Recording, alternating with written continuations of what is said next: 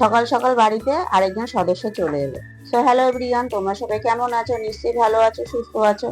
দেখো, সকালবেলা আমি নিজে ফ্রেশ হয়ে ছাদে চলে গেলাম। ছাদে গিয়েই দেখি এই গাছের মধ্যে একটা ফুল ফুটেছে, আরেকটা ফুল পায়রা ঠুকরিয়ে নিচে ফেলে রেখেছে।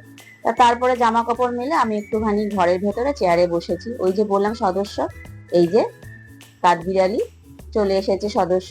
ও এসে ওর বিস্কুটটা খুঁজছে। ওর বিস্কুট কিন্তু কৌটাতে রাখা থাকে, ও জানে কোথায় থাকে, কিন্তু আমিও যে বসে আছি ওর কোনো ভয় নেই, ও দিব্যি খুঁজে যাচ্ছে।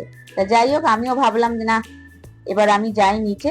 তার নিচে এসে আজকে সকালে জলখাবারে বানিয়েছিলাম মটর দিয়ে ঘুগনি আর ওদিকে পরোটা। সেই জন্য ঘুগনির জন্য মটরটা সারা রাত ভিজিয়ে রেখেছিলাম। তারপর সকালে উঠে ভালো করে ধুয়ে নুন হলুদ কাঁচা লঙ্কা দিয়ে 6টা থেকে 7টার মধ্যে সিটি দিয়ে নিয়েছি।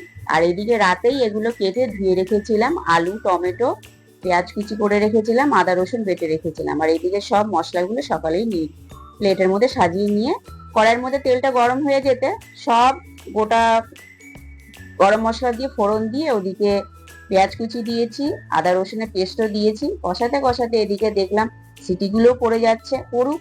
তারপরে ওদিকে আলুটাও দিয়ে ভালো করে কষিয়ে নিয়ে তারপর আলুটা যখন একটু সেদ্ধ হয়ে যাবে তখন টমেটোটাও দিয়ে দেব। আর ওদিকে সমস্ত গুঁড়ো মশলা দিয়ে দেবো, দিয়ে ভালো করে কষিয়ে নিতে নিতে অল্প জলও দিয়ে দেবো যাতে তলায় না লেগে যায়। তারপরে সেদ্ধ হয়ে যাওয়া যা মটরটা সেটাও দেবো। মটরটা আজকে খুব সুন্দর সেদ্ধ হয়েছে।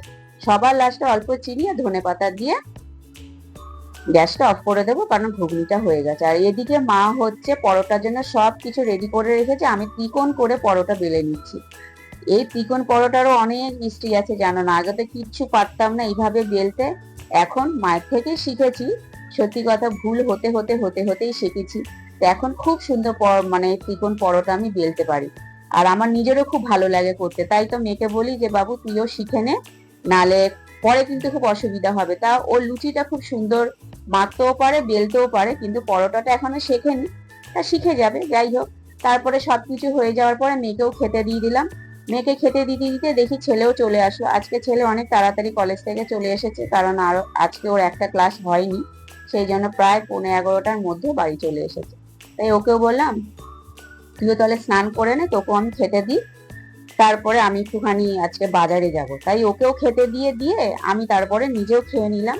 খেয়ে নেওয়ার পরে তারপরে আমি একটু বাজারের জন্য বেরিয়েছি। কারণ কি জানো, অনেক চুড়িদার গুলো জমেছিল, সেগুলো দিয়ে এসেছি দোকানে, কিন্তু আনার আর সময় হচ্ছে না, কারণ এত যে বৃষ্টি হচ্ছে।